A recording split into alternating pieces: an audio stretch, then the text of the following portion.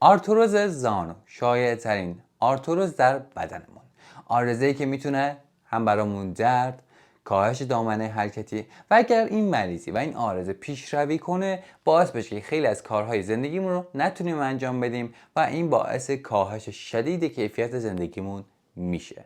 و قرار در این ویدیو هم به درمان این آرزه بپردازیم و هم از پیشروی این آرزه جلوگیری کنیم. پس تا آخر این ویدیو با من همراه باشید. سلام، من فیزیوتراپیست امیرحسین ربیعی اراد هستم و خیلی خوش اومدید به یه ویدیو دیگه از کانال فیزیوترا.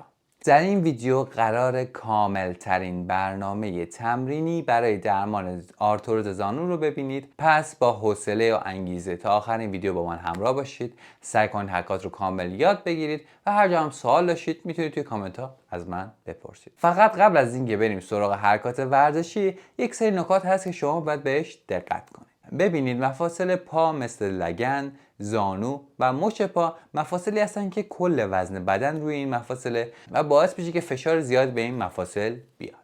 پس واضح ترین چیزی که باید بهش دقت کنیم اینه که اگر وزن شما زیاد هست و دچار چاقی هستید، سعی کنید تا جایی که میتونید وزنتون رو بیارید پایین تا فشاری که بر این مفاصل میاد کمتر بشه. علاوه بر اون در بیشتر آرتروزها سعی کنید تا جایی که میتونید زانوتون رو خم نکنید. زمانی که شما میایید زانوتون رو خم میکنید باعث فشار بیشتر به مفصل زانو و بدتر شدن شرایط آرتروز شما میشه. یک سری کارها هستن که در زندگی روزمره انجام میدیم و باعث خم شدن شدید زانو میشه. یک، اینکه شما چهار زانو میشینید. به جای اینکه بیاد چهار زانو بشینید، سعی کنید پشت یک میزی بشینید و در اونجا سعی کنید غذاتون رو میل کنید یا کار دیگه‌تون رو انجام بدید و تا جایی که میتونید از چهار زانو نشستن پرهیز کنید. دو، استفاده از توالت های ایرانیه. تا جایی که میتونید و براتون امکان داره سعی کنید توالت های فرنگی رو استفاده کنید. و مورد سوم اینه که زمانی که شما از پله ها بالا میرید باید سعی کنید زانوتون رو خم کنید تا بتونید از پله ها بالا برید و این باعث فشار بر روی زانو میشه. پس تا جایی که میتونید هم از استفاده کردن از پله ها پرهیز کنید. خب این بود مهمترین نکاتی که قبل از نشون دادن حرکات می‌خواستم بهتون بگم. سعی کنید اون نکات رو رعایت کنید و بریم سراغ انجام دادن این حرکات. خب در اولین درمان قراره چیکار کنیم؟ برای انجام دادن دوره درمانی اول و حرکاتی که در اول قرار انجام بدیم، نگاه کنید زانو از 4 بخش تشکیل شده: بالاش، بغلهاش و پایینش. این 4 تا رو سعی کنید مثل یک مربعی در نظر بگیرید که انگار زانو رو توی خودشون جا دادن و این مربع رو وقتی که شما در نظر میگیرید به این حالت، خب به این حالت دستتون رو به این حالت در بیارید، مثل چنگکی در دو طرف زانو اول بذارید در جهت بالا و پایین. این بار که در جهت زانو گذاشتید سعی کنید به سمت از پایین به سمت بالا فشار بدید. خب روی زانو نمیذارم که زانو رو فشار بدم، یه ذره پایین‌تر از زانو میذارم و سعی میکنم به سمت بالا فشار بدم و یک حدوداً یک درجه خیلی کمی سعی میکنه زانو رو بیاره بالا. اینجوری انجام میدم 5 ثانیه. بعد در جهت خلافش از بالا به پایین خیلی حرکت راحت تر انجام میشه و شما راحت میتونید اینکه زانو داره حرکت میکنه رو حس کنید و فشار میدید به سمت پایین. دوباره برمیگردونیم. حالا این بار در جهت چپ و راست میخوایم حرکتش بدیم. اول به سمت راست حرکت بدم، دوباره 1001 1002 1003 1004 و 1005. این بار به سمت داخل و سمت چپ حرکت بدم، 1001 1002 1003 1004 و 1005. پس چی شد؟ اول میایم به سمت بالا پایین حرکت میدیم. حالا هر کدوم خودتون دوست داشتید. اول اگه دوست دارید از پایین به سمت بالا بدید، به این حالت 1001 1002 1003 1004 و 1005. به سمت پایین 1001 1002 1003 1004 و 1005. به سمت راست و چپ 1001 1002 1003 1004 1005 و به سمت داخل و به سمت چپ هم 1001 1002 1003 1004 و 1005. با انجام این حرکت چه فایده‌ای میتونیم برای زانومون ایجاد کنیم؟ نگاه کنید زمانی که شما میاید خود مفصل زانو و خود استخوان زانو رو تکون میدید چه اتفاقی میفته؟ باعث میشه که شما اون حرکت پذیری زانو و اون درجه که زانو حرکت میکنه و اگه این گیر افتادگی یه چیزی داره باعث بشه که تا حدود این گیر افتادگی رفع بشه و راحت‌تر خود مفصل زانو حرکت کنه و راحت‌تر بتونید در زندگی روزمره از این زانو استفاده کنید. بریم سراغ برنامه درمانی دوم. برای برنامه درمانی دوم فقط کافیه که حوله رو به این صورت رول کنید. حالا یه ذره کوتاه‌تر هم میشه، مشکلی نداره، و بذارید یه ذره پایین‌تر از زیر زانوتون. خب در این حالت که گذاشتید سعی کنید یه ذره منقبض کنید، بیاد به سمت بالا و بیاد به سمت پایین. خب اگه دید که تونستید انقباض رو انجام بدید و خیلی نیاز نیست که پاتون رو مثلا تا اینجا بیارید، این تقریبا اوکی. میخوایم در این حرکت و در این برنامه درمانی چیکار کنیم؟ میخوایم خون رسانی به بخش زانو رو بیشتر کنیم. نگاه کنید خون از چه سمتی به سمت پاها میره؟ همیشه از قلب به سمت بقیه اعضای بدن از جمله پاها میره. پس مسیر حرکت به چه سمتی؟ از بالا به سمت پایینه. و ما زمانی که میخوایم مثلا خونی که در این بخش‌های پامون هست بیشتر به سمت زانوهامون بره و زانو بیشتر تغذیه بشه، و زمانی که بیشتر تغذیه بشه زودتر خوب میشه، عملکردش بهتر میشه و اگر مشکلاتی مثل آرتروز داره به درمانش هم کمک میکنه. ما میخوایم یک پمپاژ مصنوعی با دستمون ایجاد کنیم که این خون رسانی به زانو بیشتر بشه. پس چیکار میکنیم؟ دستمون رو به این حالت در میاریم، به این حالت، و روی زانومون میذاریم. نکن رو خود استخوان زانو نیست و نباید این اتفاق بیفته. یه ذره بالاتر از استخوان زانو میذاریم و سعی میکنیم که با دستمون یک فشاری رو ایجاد کنیم به سمت پایین و به سمت تخت، یعنی هم اینجوری هم اینجوری. در یک حالت به این حالت میشه و سعی میکنم به سمت تخت و به سمت انگشت و مچ پام فشار بدم و ول کنم. فشار میدم، بودن 3 تا 5 ثانیه نگه میذارم و ول میکنم. شاید 5 ثانیه زیاده، همون 3 ثانیه کافیه. نگه دارید و ول کنید.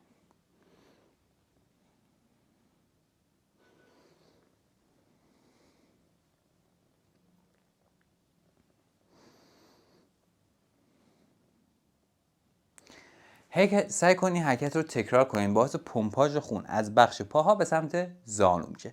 این حرکت رو میتونید تقریبا 10 الی 15 بار تکرار کنید. 3 ثانیه نگه دارید، ول کنید، تکرار کنید، 3 ثانیه نگه دارید، ول کنید.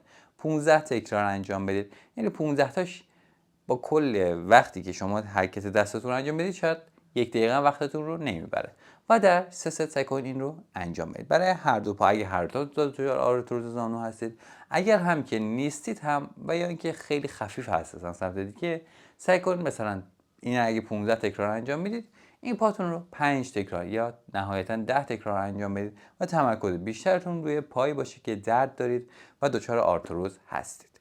خب قبل از اینکه بریم سراغ برنامه درمانی سوم و آخر، اگر تا اینجای ویدیو رو دوست داشتید لایک یادتون نره و همچنین با سابسکرایب کردن این کانال میتونید هم از من و هم از این کانال حمایت کنید و ویدیوهای جدیدی که در این حال قرار داده میشه رو مشاهده کنید و استفاده کنید. خب تا اینجای کار اومدیم چیکار کردیم؟ اومدیم موبیلیته یا اون حرکت پذیری زانو رو بیشتر کردیم. 2 اومدیم خون رسانی رو به این بخش زیادتر کردیم و در این برنامه درمانی قراره چیکار کنیم؟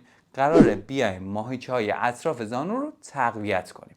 برای اینکه تقویت کنیم هم یک سری ماهیچه‌ها هست که نقش خیلی تاثیرگذاری روی زانو داره، از جمله ماهیچه 4 سر، ماهیچه داخلی پا و ماهیچه‌های بیرونی پا. میخوام اینا رو تقویت کنیم. خب تقویت کردن اینها چه فایده‌ای داره؟ اگه همین سوالی بپرسید من اینجوری بهتون جواب میدم. زمانی که شما ماهیچه‌های پاتون تقویت شده نباشه، درمان زانو درد و اون حفظ زانو در اون موقعیتی که هست میشه گفت امکان پذیر نیست. پس باید این ماهیچه‌ها رو تقویت کنیم تا زانومون بهتر کار کنه، مفید باشه برامون، عملکردش بالا بره و کیفیت استفاده کردن شما از زانو رو هم افزایش بده. پس بیایم این حرکات رو با هم انجام بدیم. در انجام حرکت اول دوباره این رو میذارم یه ذره پایین‌تر از زانوم و سعی میکنم زانوم رو به این حالت منقبض کنم، یعنی ماهیچه 4 سر رو منقبض کنم و بذارم زمین. در حین انجام این حرکت یا از ابتدا یا زمانی که بلند میکنید باید مچ و انگشت پاتون رو هم به سمت پاهاتون خم کنید، یعنی به این حالت. زمانی که مثل گاز دارید فشار میدید، نه، حالت برعکسش. خم میکنید انقباض اینجا بیشتر حس میکنید. ماهیچه 400 رانتون باید کامل صفر بشه زمانی که دارید منقبض میکنید و یک فشار رو هم شاید به زانوتون بیاد که خیلی خوبه و باعث حتی افزایش خونریزی به این زانو هم میشه. این حرکت رو سعی کنید حرکت راحتیه، زیاد هم اذیتتون نمیکنه. میتونید بین 10 تا 15 تکرار انجام بدید. هر دفعه که بلند میکنید در مدت 2 الی 3 ثانیه نگه دارید و در 3 ست. و اما برای حرکت دوم میایم پاهامون رو از این قسمت، از قسمت لگن بلند میکنیم به این حالت. زمانی که بلند میکنید دقت کنید از وسطای مسیر سعی کنید مچ و انگشتاتون رو هم خم کنید به سمت پایتون و بذارید پایین. بلند کنید، خم کنید تا اینجا بیارید و بذارید پایین. اگر شما دچار کمردرد هستید و زمانی که این حرکت رو انجام میدید دچار کمردرد میشید، 2 تا راه حل هست. یکی اینکه پاتون رو به این حالت بیارید بالا تا زیاد به کمرتون فشار نیاره. 2 اینکه اگر دردتون دیگه خیلی زیاد هست این حرکت رو انجام ندید. بس چه شد؟ بلند میکنم وسط راه، مچ و انگشت پا خم میشه، میاد به سمت خودم، انقباض رو در قسمت زانوم حس میکنم تا اینجا میارم و میارم پایین. خب اگر بپرسید که همه رو میاریم تا یه حد خاصی، باید بگم نه. برای مثال اگه من میخوام 15 تکرار انجام بدم یا 16 تکرار، میام به 3 یا 4 قسمت تقسیم میکنم. برای مثال اول میام تا اینجا میارم بالا، 2 ثانیه نگه میذارم میارم پایین، دوباره میارم بالا، 2 ثانیه نگه میدارم میارم پایین، میارم بالا، 2 ثانیه نگه میدارم و میارم پایین. دفعه بعدی به جای که تا این حد بیارم این بار تا اینجا میارم، تا اینجا آوردم، 2 ثانیه نگه میدارم، 1001 1002 1003 میارم پایین. دفعه بعدی چیکار میکنم؟ دفعه بعدی تا اینجا میارم. و اگه دفعه چهارم خواستی انجام بدید تا اینجا میتونید بیارید. و سعی کنید آخرش اینجا باشه، مثلا یه بار اینجا، یه بار اینجا و یک بار هم اینجا. هر سه دامن حرکتی رو حدوداً 3 یا 4 تکرار سعی کنید انجام بدید و در مجموع میشه حدوداً بین 10 تا 15 تکرار. این رو بر اساس وضعیت خودتون سعی کنید انتخاب کنید. هر بارم که بلند کردید گفتم 2 یا 3 ثانیه نگه دارید و بیارید پایین. انجام دادن این حرکت رو بهتون در 3 ست هم توصیه میکنم. خب الان تصور کنید که آرتروز زانو من الان تو پای چپم هست و قراره پای چپم رو برای این حرکت درمان کنم. این بار با چیکار میکنم؟ این بار به این حالت دراز میکشم، پام رو خیلی کم حدودا 15 20 درجه خم میکنم و این بار بلند میکنم. خب اگر برای شما این حرکت خیلی راحت میاد میتونید یه چیز دیگه هم اضافه کنید. زمانی که شما بلند کردید به سمت داخل و به سمت بیرون یه ذره کش بدید. نگاه کنید چرخاندن به سمت بیرون و داخل فقط در بخش زانو نیست، از بخش لگنتون باید سعی کنید که این چرخش رو انجام بدید. پس شد بلند میکنم، میچرخونم، چپ و راست هم میذارم پایین. یا اینکه میتونید زانوتون رو کامل صاف کنید، خم نباشه، بلند کنید به داخل به سمت بیرون. هر کدوم که فکر میکنید مناسب شما هست رو میتونید انجام بدید. بعضیا واقعا همین حرکت براشون سخته، پس همین جوری پاتون رو بلند کنید و بذارید زمین حدوداً بین 10 تا 15 تکرار و در 3 ست هم انجام بدید.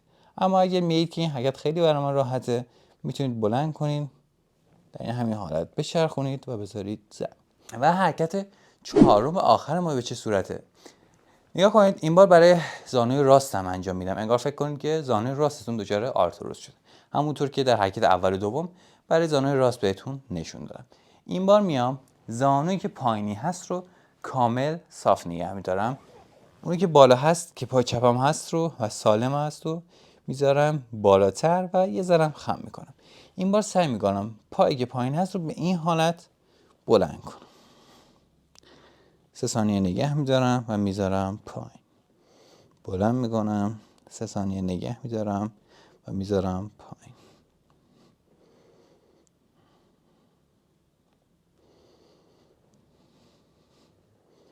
در انجام این حرکات میتونید مچ و انگشت پاتون رو هم به سمت پاهاتون خم کنید تا فشار بیشتری بهتون بیاد.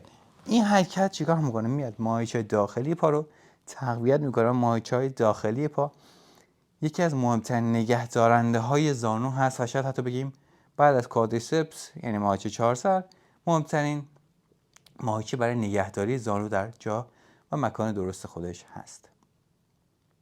این حرکت را میتونید در 3 ست و بین 10 الی 15 تکرار انجام بدید. خب این بود کامل ترین برنامه ورزشی و تمرینی برای درمان آرتروز زانو در خانه بدون استفاده از هیچ گونه تجهیزاتی.